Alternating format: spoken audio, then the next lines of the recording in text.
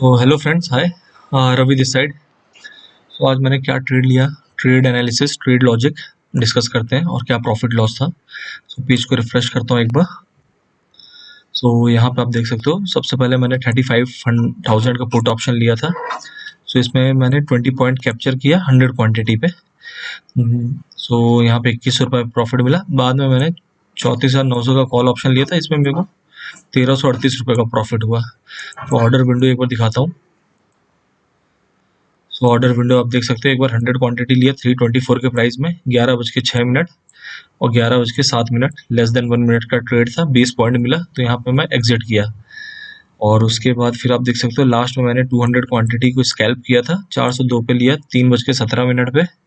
और फिर जब ये थोड़ा सा नीचे आया तो फिर से मैंने इसको लिया 387 पे। तो मेरा एवरेज प्राइस अराउंड 395 का था और 398 में मैंने एग्जिट किया। तो यहाँ 400 क्वांटिटी के हिसाब से 3 पॉइंट के हिसाब से 1200-1300 रुपये कुछ मिला। So this is like overall profit in Zerodha account. फिर मैंने यहाँ पे भी ट्रेड किया अपने आप स्टॉक्स के अकाउंट में। सो इसको एक बार रिफ्रेश कर देता हूँ मैं। सो यहाँ पे मैंने ट्रेड किया 34,000 का put option, deep out of the money का पुट ऑप्शन था। तो यहाँ पे मैंने इसको अराउंड ट्रेड किया समवेयर, ऑर्डर विंडो में देखते हैं। सो 48.87 में मैंने इसको ट्रेड लिया था और 52.66 में एग्जिट किया। सो यहाँ पे मेरे को 3700 रुपये का प्रॉफिट हुआ। सो ओवरऑल अगर देखोगे यहाँ पे 3800 रुपये और वहाँ पे ज़ीरोधा में 34, सो अराउंड 7,200 का नेट प्रॉफिट रहा। ओके, अब एनालिसिस करते हैं निफ्टी बैंक निफ्टी का। सो बैंक निफ्टी का अगर आज देखें अपन ट्रेड क्या हुआ है। सो बेसिकली हुआ क्या, मार्केट आज गैप डाउन ओपनिंग दिया। ओके, बैंक निफ्टी में और निफ्टी में gap up gap down usually मिलता ही रहता है। वर्ल्ड मार्केट के कारण ये गैप अप गैप डाउन होते हैं, प्लस प्रीमियम एडजस्टमेंट के कारण भी होता है। ओके, तो यहाँ पे आप देख सकते हो जब इसकी कल की क्लोजिंग थी 35,300 के लेवल पे था, आज सीधे ये खुलता है यहाँ पे 35,043 के लेवल पे खुलता है, सॉरी 35,086 के लेवल पे, मतलब मोर देन 200 पॉइंट का गैप डाउन हुआ। उसके बाद 1 2 3 कैंडल यहाँ सस्टेन करने के बाद एक अपसाइड का मूव दिखाया, लेकिन यहाँ पे ये रेजिस्टेंस था आपका आर सपोर्ट बनकर रेजिस्टेंस था। तो यहाँ पे रेजिस्टेंस लेते हुए और ये प्रीवियस जंप एरिया भी था जब प्रीवियस प्राइस जंप किया था, तो ये वाला भी रेजिस्टेंस जोन था। तो यहाँ से प्राइस ने रेजिस्टेंस लेके नीचे आया, फिर यहीं पे सपोर्ट 2 के पास सपोर्ट लिया, एक बार ऊपर जाने की कोशिश किया, लेकिन वापस से फिर से रेजिस्टेंस से नीचे आया और लास्ट में थोड़ा बाउंस बैक आता है इसमें। सो प्राइस अगर आप देखोगे आज ओवरऑल अराउंड 35,972, मतलब 35,000 के साइकोलॉजिकल लेवल के पास ही क्लोज हुआ है। ओके, अब ये गैप डाउन क्यों हुआ है, तो इसके लिए अपन एक बार एनालाइज करेंगे एचडीएफसी बैंक और आईसीआईसी बैंक। तो ये है एचडीएफसी बैंक का चार्ट। तो आप यहाँ पे देख सकते हो एचडीएफसी बैंक की कल की क्लोजिंग 1376 रुपये थी, आज प्राइस सीधे खुलता है 1360 रुपये, मतलब सीधे 15-16 पॉइंट का गैप डाउन खुलता है। पैरेलली आईसीआईसी बैंक में भी देखोगे आप तो यहाँ पे 746 की क्लोजिंग थी और आज मार्केट इसका खुलता है सीधे सीधे इस प्राइस में 741 में। तो ये दोनों गैप डाउन हुए, इसलिए bank Nifty gap down opening हुआ। उसके बाद आप देख सकते हो एचडीएफसी बैंक एक बड़ी कैंडल बनाता है और उसके बाद प्राइस होल्ड है उसी के अंदर ही सस्टेन रहता है, तो इसका मतलब ये इनसाइड कैंडल स्ट्रेटेजी है। और यहाँ पे आईसीआईसी बैंक देखोगे तो सेम मूव बैंक निफ्टी का दिखेगा आपको, थोड़ा सा यहाँ होल्ड गया, अप गया, फिर डाउन गया, लास्ट में अप गया। और यहाँ पे अगर आप निफ्टी बैंक का चार्ट देखोगे तो वही थोड़ा डाउन गया, अप गया, फिर उसके बाद डाउन मूव के बाद लास्ट में यहाँ पे था। तो सेम जैसा आपका मूवमेंट होगा एचडीएफसी बैंक और आईसीआईसी बैंक में, वैसी मूवमेंट आपको बैंक निफ्टी में मिलेगा। तो अगर आप ऑप्शन ट्रेडिंग सीखना चाहते हैं तो एचडीएफसी बैंक और आईसीआईसी बैंक का डेली चार्ट एनालाइज करना चालू करिए, 15 मिनट टाइम फ्रेम में, 1 आवर टाइम फ्रेम में, फिर 1 डे के टाइम फ्रेम में। तो उससे आपको एक होलिस्टिक पिक्चर मिलेगी कि हो क्या रहा है मार्केट में, बैंक निफ्टी में सपोर्ट है कि रेजिस्टेंस है। ओके, सो मेरा स्कैल्पिंग ट्रेड था। सो this is like overall trade details. और यहाँ पे एक चीज़ और दिखाता हूँ जो मैंने कल ट्रेड लिया था। तो कल मेरे को अराउंड यहाँ पे 793 का प्रॉफिट हुआ था। यहाँ पे देख सकते हो पे इन पे आउट ऑब्लिगेशन बता रहा है। फिर उसके बाद मेरे यहाँ पे ऑलमोस्ट लाइक 750 के लेवल, 750 रुपये ऑलमोस्ट टैक्सेस और ब्रोकरेज में चला गया। तो ब्रोकरेज 140 गया, एक्सचेंज ट्रांजेक्शन चार्ज 352, फिर IGST 88, फिर यहाँ पे STT लगा, security transaction tax 166, stamp duty. तो कुल मिला के 793 पे ये मेरे को मिला कितना, 36 रुपये। तो कल मैंने वीडियो जो बनाया था उसमें ऑलरेडी लिखा था कि ब्रेक इवन ट्रेड है, क्योंकि कल मैंने थोड़ी सी ओवर ट्रेडिंग भी की थी, 4-5 ट्रेड हो गए थे मेरे उसमें, तो वो मालूम ही था कि नेट टू नेट मतलब नो प्रॉफिट नो लॉस के सिनेरियो में लिख लेगा। मेरे को जहाँ तक लग रहा था कि 100-200 का लॉस ही होगा, लेकिन नेट टू नेट अपन इसमें भी प्रॉफिट में निकल आए 36 रुपीज़ के साथ। सो सम डेज आपको ऐसे भी मिलेंगे जब आपका नो प्रॉफिट नो लॉस होगा।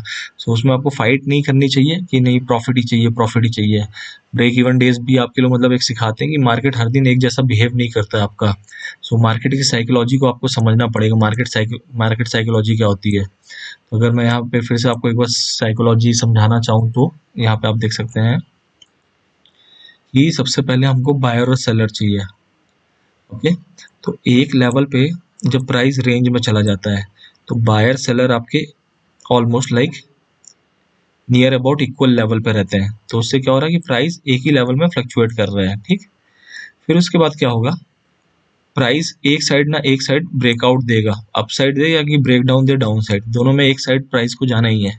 सो यहाँ पे सोचो जो यहाँ पे बाई किया है, जो इस लेवल पे बाई किया नीचे पे, फिर कुछ यहाँ पे बाई किया, कुछ यहाँ पे बाई किया, सेम पॉइंट में यहाँ पे किसी ने सेल किया है, यहाँ पे किसी ने सेल किया, यहाँ पे सेल किया है, यहाँ पे सेल किया है।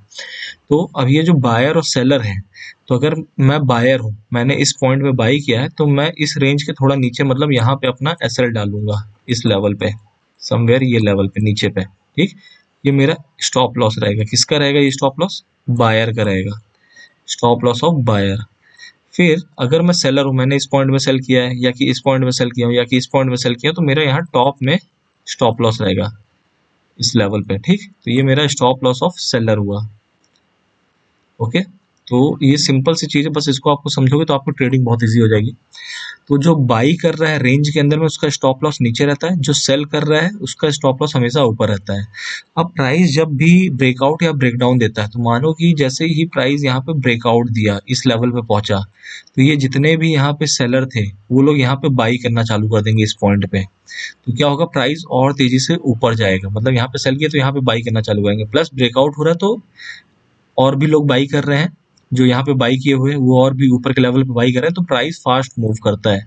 उसके बाद वो थोड़ा पुल बैक देगा, डाउन साइड मूव आएगा। उसके बाद फिर इसी लेवल पे आस पास आके सपोर्ट लेते हुए फिर से वापस अपनी कंटिन्यू रैली करेगा। ओके, सो ये नॉर्मल साइकोलॉजी हुआ प्राइस का। सेम सिनेरियो अगर प्राइस ब्रेक डाउन कर रहा है, प्राइस आया यहाँ पे, तो यहाँ पे जितने भी बायर हैं जो यहाँ पे बाई किया, जो यहाँ पे बाई किया है, तो उन लोगों का स्टॉप लॉस नीचे में रहेगा, इस पॉइंट में रहेगा। तो यहाँ पे वो लोग सेल करना चालू करेंगे, तो प्राइस और भी तेजी से नीचे जाएगा। ओके, उसके बाद फिर हो सकता है ये थोड़ा सा पुल बैक ले, प्राइस आए इस लेवल को टेस्ट करे यहीं पे, या कि हो सकता है नीचे से ही फिर कंटिन्यू मोमेंटम डाउन साइड में अपना कर, सॉरी क्या हो रहा है, ओके कंटिन्यूएशन है ये। So just a second guys,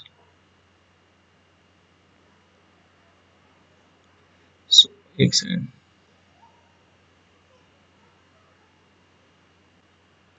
okay, तो इसको इग्नोर करो, डिलीट करने का ऑप्शन मेरे को समझ में नहीं आ रहा है यहाँ पे कहाँ पे, या कि इसको अपन, हाँ यहाँ पे आ गया मैं वापस।